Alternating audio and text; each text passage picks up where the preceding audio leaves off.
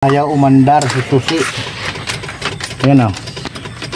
Isuzu L-Track na ayaw umandar sa kanyang ignition switch kapag pinapaandar. Ito po panoorin. Baka parehas po ng problema ng inyong mga truck. Ito po, makukuha na po ng ideya at makakatulong po para sa inyo. Lalo na po sa may mga ganito ring problema sa kanilang mga sasakyan. Panoorin po ninyo. Ito na po siya nung atin na pong nagawa. Pa-share naman po para makatulong na rin po sa iba. Mga kapulpog, meron tayong Isuzu L-Track na progressive van. Ang problema nito, ayan o, ayaw umandar si susi. Ayan o.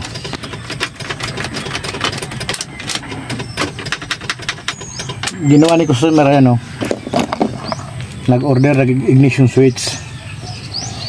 So ito, tingnan natin kung ignition switch nga ba ang sira. Dito tanggalin natin itong kanyang ignition switch. Ayan o. Gamit lang ng Phillips screw.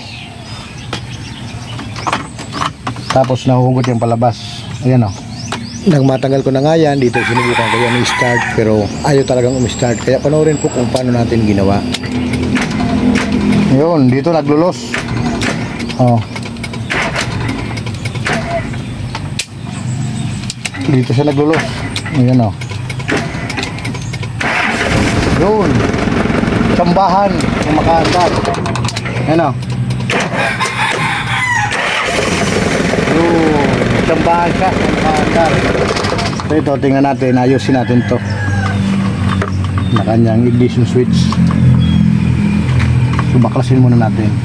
Para po mabuksan niyan, sungkitin lang po yung cover na puti dahil yan po mismo ang lock niyan. Para po sungkit lang ito, matanggal basta-basta. Kaya kailangan lang po yan sungkitin na lahat na kulay puti na yan na kanto para matanggal yan ng kusa palabas. Kasi nandito ang problema.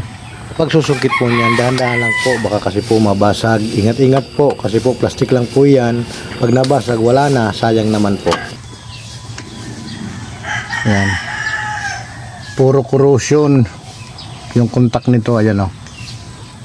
Puro siya corrosion. Kaya gagawin natin dito ay lihain natin, linisan natin bago natin ibalik ulit. Sigurado magiging okay na ito. Ayan o.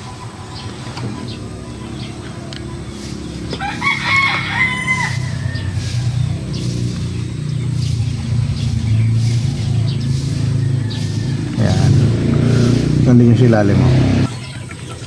Nalinisan na natin yung, nalihan na natin yung mga kontak niya. Ganun din dito oh.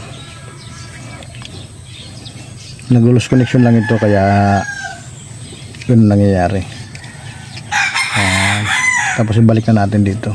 Pasensya na po kayo kung hindi ko po pinakita sa inyo kung paano ko po lihain. Basta po, lihain lang po yan ang mga kontak niyan. Pag nalinisan na po yan, siguradong magiging okay na po yan. Ganoon lang po na matanggal yung mga corrosion. Dahil po sa tansoy yan, kaya po pag nagkaroon ng corrosion, hindi na po magkakaroon ng kontak. At dito nga, nung ma-symbol ko na yan, dito ay ikinabit ko na yan sa kanyang ignition switch mechanism para matesting na at para maging okay na.